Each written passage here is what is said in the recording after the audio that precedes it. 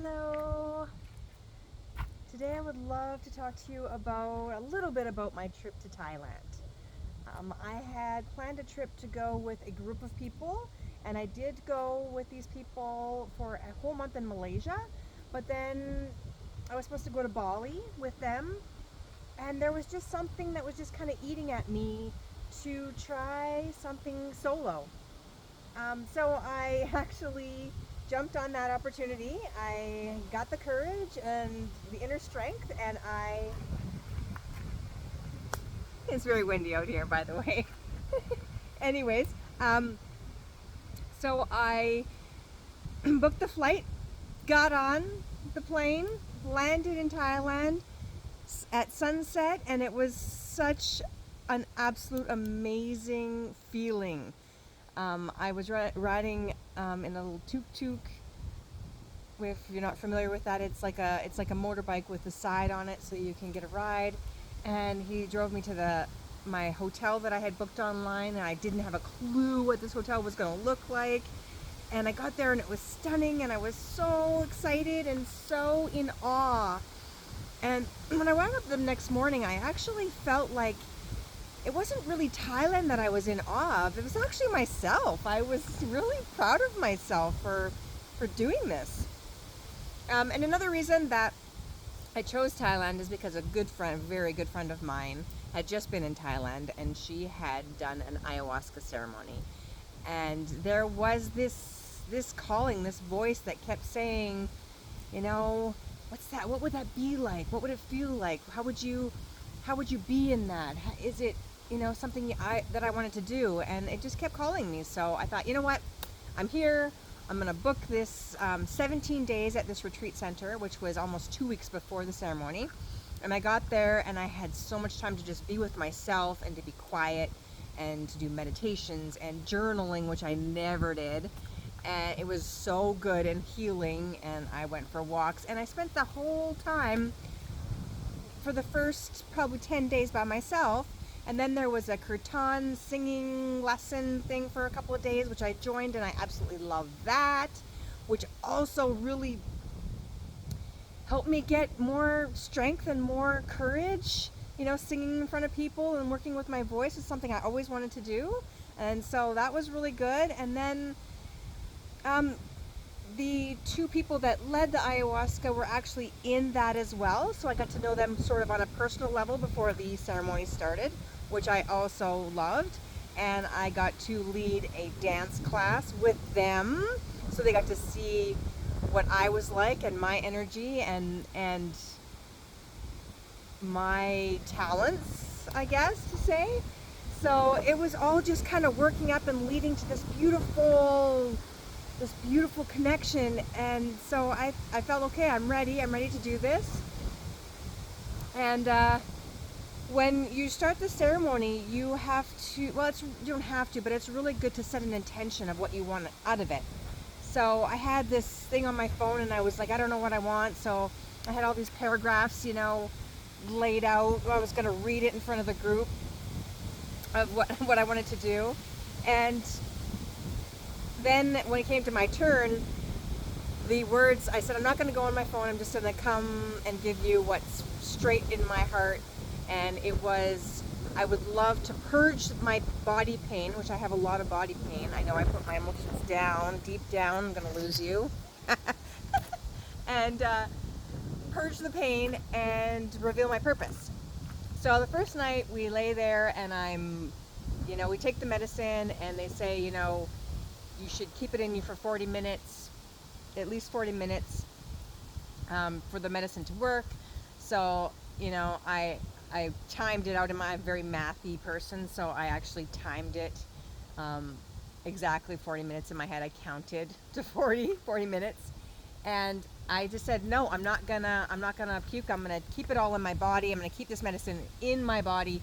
The more I keep it in, the more beneficial it's gonna be. So I laid there for all of the hours.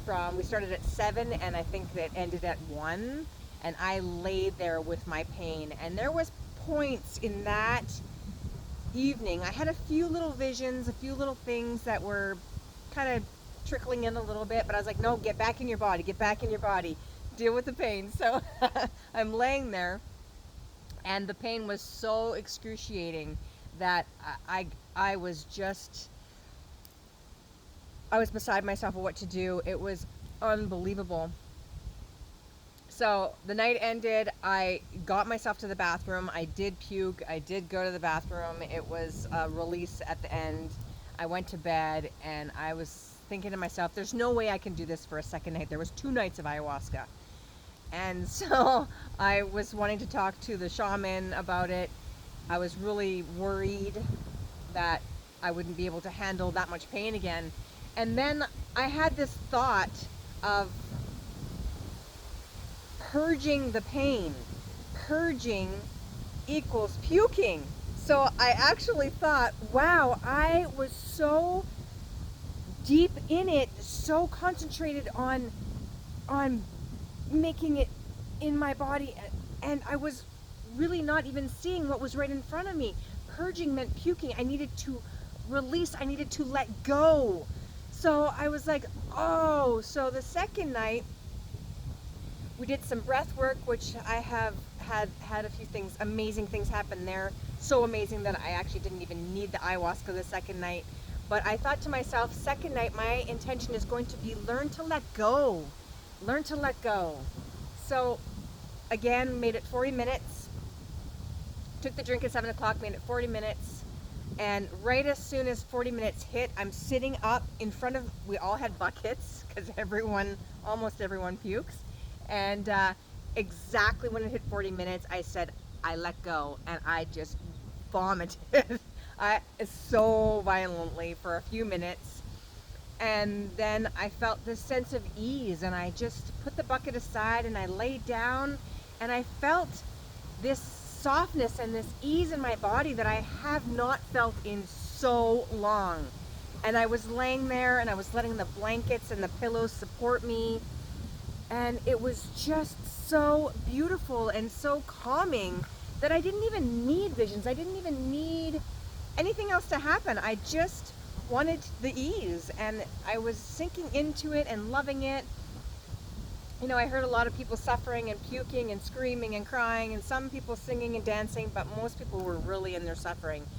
And there was 22 of us in the group, so it was a lot of energy and a lot of things happening. But it was so beautiful and at ease for me that I just loved it.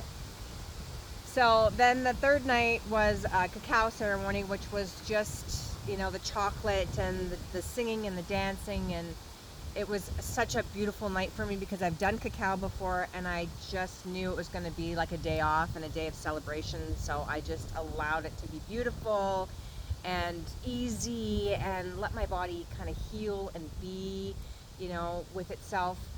And then came the fourth night. The fourth night was a plant medicine called San Pedro. It's a cactus plant, and it is supposed to be meant for bringing everyone together in community. It's supposed to be a very good closing for the ceremony where everyone, you know, connects and hugs and full of love and all this great stuff. So I was super excited about that. So we join at about 2 p.m. and we take our cups, and it's this green powder, and we mix the juice with it, and everyone's kind of gagging, and I'm like, I actually really like the taste of this stuff. It's very odd. So I'm drinking it, and I'm getting every last little bit out of it, and we're, you know, getting excited, and then they say, okay, well, let's go to a local waterfall. So we go to the waterfall, and it is my place of bliss, like absolute bliss. I love outdoors. I love nature. I love waterfalls. So I'm out there and I'm dancing and I'm visiting everybody, and the shaman says, oh, it's, you know, the San Pedro is working really well for you. And I said, no, actually, this is how I am. Like, this is how I am in nature. So I start to notice people are getting friendlier, and everyone's kind of getting, you know, in community and, you know, hugging and talking and having these great moments, and I'm just still myself. So we get back to the retreat center, and the shaman says, so, you know, if you're not feeling anything, maybe you would like to take another dose. So I'm like, you know, there's a part of me that felt like I didn't really get a whole lot of benefit from the ayahuasca, which is so silly of me to think. And I also felt that with San Pedro. I wanted to feel the bliss and the heightened sense that everyone else was feeling. So I took a whole nother dose, keeping in mind that weeks before I actually had booked my flight out of Chiang Mai to a beach in Phuket at the bottom of Thailand to integrate the last week and to just love, being on the beach and the ocean and relaxing for the last week before I had to go back to Canada. So this San Pedro also keeps you awake. So I knew by taking a second dose there was no way I was going to sleep all the way through till I got to my next destination. So I'm like, yeah, let's do it. Let's take another dose. So I think I got probably a whole nother dose. And I waited a little bit, and then all of a sudden, my whole world started to spiral, and in such a bad way. I started to feel so, not nauseous, but just my head was heavy. I did not feel good. I felt like my senses were heightened by a million. The lights were too bright. The sounds were horrible. I didn't want to see anybody. I didn't want community. I was the opposite of that. I just hated it. And so I played some music and I sat with some people, and you're supposed to stay in community. That's what it's about. And I just kept wanting to be by myself. And I remember once going to their little temple spot, sitting there by myself, and a good friend of mine that I'd met there came up to me and he says, you're enough and you're loved. And I just started crying, and he kind of leaned in, put his head on my shoulder, and we kind of cuddled a little bit, and I cried and I said thank you. And it was really tough for me, because backing it up a little bit, I did set an intention for this night to something completely different, and it did scare me a little bit because I didn't know what I was asking for. I knew it was going to be really big, but my intention was to open my heart and receive the love that I give, because I feel like it's really easy for me to give and share and love people and help them, but when it comes back to me, I'm kind of like walled up. I'm kind of protected because I've been hurt, and I feel like I've really been damaged and suffered in a way that I don't know how to accept it back. So here I am in the middle of this trip, and I don't know what to do with myself, and I'm so lost, and I'm so frustrated, and I'm so angry, and just like all these emotions are coming up. And the shaman says that you've got your heart, and San Pedro's like a little mallet, and it just gently taps at your heart, and it taps and it taps and it taps for hours and hours until your heart starts to form these small cracks where the light can be let in. And so I feel like, I didn't think about it till later, but it was like it was just kept tapping and tapping and tapping. And 1 o'clock comes, 2 o'clock comes, everyone starts to fall asleep. I'm still wide awake. So I go out to the parking lot, and I'm laying there flat out with my blanket, staring at the stars, still just so frustrated. And I felt better out of the temple than I did in the retreat center, but I still was just like, I just can't stand this, and I have to get in a taxi, and then I have to get to the airport, and I have to get, it was just horrible for me. It was just, I finally got to the airport, and I realized I hadn't even checked in, and I just was just like, everything was such a struggle. So I finally get to the hotel, I finally get to Phuket, and I'm walking up to the receptionist, and I said, I know I'm early, it was 9 in the morning, but I'm just so tired and exhausted, and I just need to feel myself sink into that bed and just be okay. And so she looks on her computer for like 5 minutes, it felt like eternity, and she looks at me and she says, you booked your hotel stay for April, not February, and we have no rooms for you. And I literally just I was so shocked. I grabbed my passport and my card and I turned around and I got to the steps and I just started bawling. I was crying so hard. It was so terrible. This nightmare was not ending for me. So I'm dialing my daughter. I'm like, please be there, please be there. I need you, I need you. And luckily she was, and I blurted out everything to her. I cried and I screamed, and she comforted me. And I thought, oh my God, I picked this place because it was on the beach. So I grab all my stuff as I'm talking to her, and I go around the corner, and I see this little sandy hill in the shade, and this picturesque, beautiful blue water. And I sat down, and I threw all my stuff down, and I laid there, and I was just like in awe of this beautiful place that I had found. And there's this moment of ease that comes over me, that I'm okay. I'm okay. And even if I sleep here tonight on this beautiful beach, I don't care. I'm okay. And I think it was literally that moment that just finally my heart cracked open.